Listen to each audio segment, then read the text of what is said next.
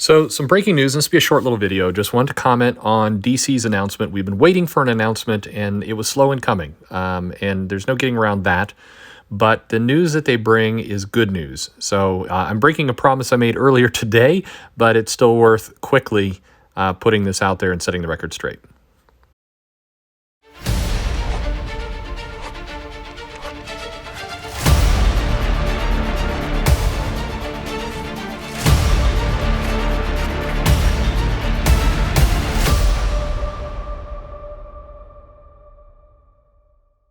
Hey everybody, this is Perch. Probably a lot of videos on this topic, but I feel compelled that I need to do my own because I've been critical of DC for taking what feels like an excessive amount of time to respond. And that doesn't necessarily go away. It doesn't go away. I think in these moments, a lot of unknowns, and one of the problems with the current virus and the entire situation, the perils of retail and everything we're sitting in, is lack of information breeds mistrust, it breeds fear, it breeds panic. It shouldn't. But you can't argue with human nature. A lot of people will sit and say, you shouldn't jump to conclusions until you have all the facts. Well, that's easy to say, but when you're in the middle of a crisis, any kind of information matters. And DC had been quiet on the situation around what was going to happen with Diamond not shipping comics out, or what they were going to do. Marvel was late to the game. Pretty much all the indies beat the big two in getting word out. And there was a lot of comments. Several of the, it's a couple of writers, several of the creators, a couple of editors had sent word to me saying we are working hard behind the scenes. But in fairness, people at Marvel had done that too, and the result back, at least what we've got so far, and undoubtedly there's going to be more news to come, which we'll get to in a second. From Marvel, at least, was, hey, we're going to offer some deep discounts. This was prior to Diamond announcing what they had done. But DC was quiet, and there should have been this. I'm getting the negativity up front. There should have been a comment up front. There should have been something from Jim Lee saying, officially, we are working on things. The word was kind of back channeled through to people, and that was just basic PR. I think would have gone a long way. That said, and I want to present both sides of the coin. When you are working on things, giving play-by-play to the broader community through social media is not always wise, especially with one of the aspects of what they're going to do. Until they were certain of their moves, it's best not to promise things. So in the future, I think there should have just been a basic, hey, we are not asleep at the wheel. We are trying some pretty big things here. We just need to get our ducks in a row before announcing publicly. That would have been the right move. But all that said, we'll put that behind us. DC's announcement that kind of comes in twofold. One, and this is the most immediate and critical, I think, for comic shop owners. This doesn't save retail. It doesn't save comic shops that are in trouble. But basically, their books and periodicals or comics are returnable, fully returnable, 100% between March 18th through June 24th. So why this is a big deal? Well, first of all, this takes us back 10 days.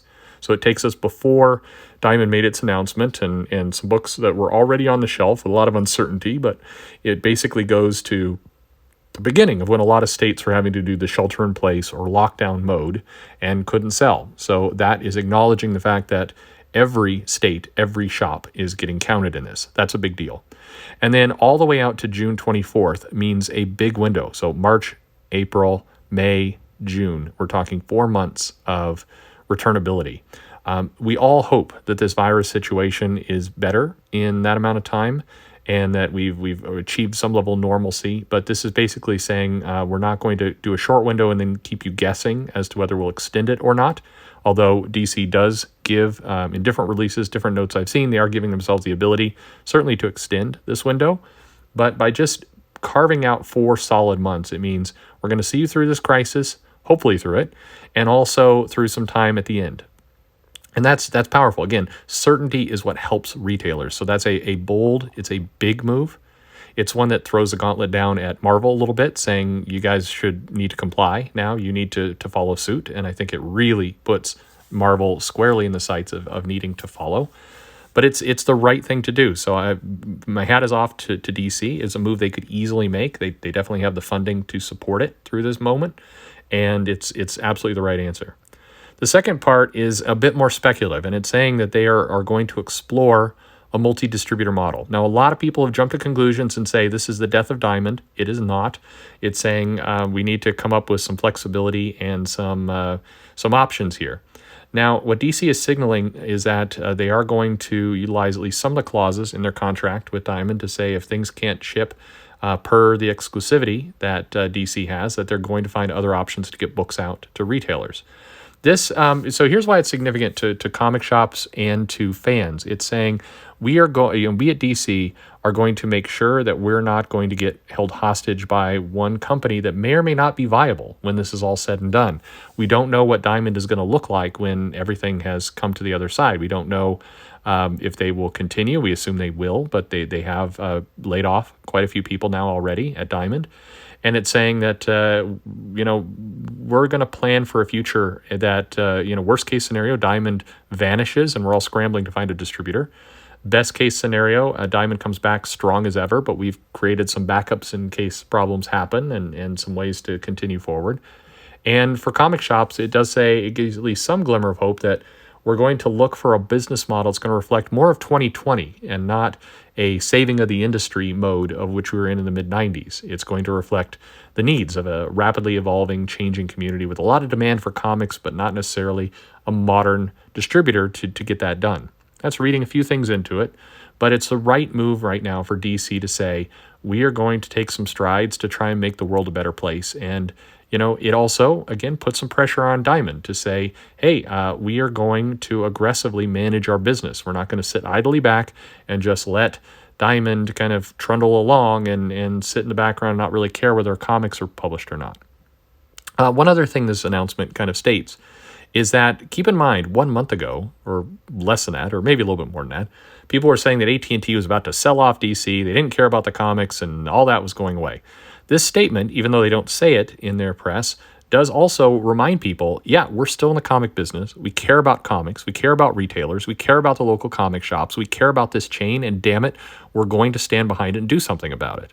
We are not going to just quietly, let this thing die. And for those people who were saying, nobody at AT&T, nobody at DC cares about comics or publishing or any of that kind of stuff, it says, actually, we're going to take some proactive steps to make sure that this industry survives. That's a good thing. So credit where credit is due. While I wish that Jim Lee had given a statement earlier, in particular as a leader, I think he was the right person to do it. This is the right answer. Now, one thing that we didn't see here, and it's not on me to say, but I am hearing that statements are starting to go out to creators about, making their futures clear. Now, that's probably going to be a much tougher thing for DC to roll out to their freelancers and independent contractors.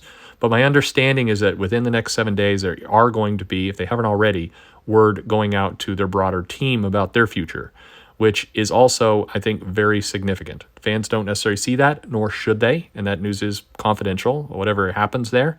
But taking care of your workers and your workforce is another solid move. So if that is true, good on DC, good for doing it. But this is good news. Does it mean that Diamond goes away? No, it does not. Does it mean that DC is going to basically take some ownership of this situation? It does. Does it now force Marvel to kind of follow suit and make some moves of their own? It does. Will they? Hard to say. But this was the right move, absolutely. I was one of the people who was saying DC really needed to make a statement. They hadn't, and that was shameful. They hadn't yet. Of course, when you're making these kinds of decisions, and if there are contractual things that need to be looked into, and undoubtedly there were, DC has an exclusivity with Diamond. So breaking that contract or changing that is substantial. That matters.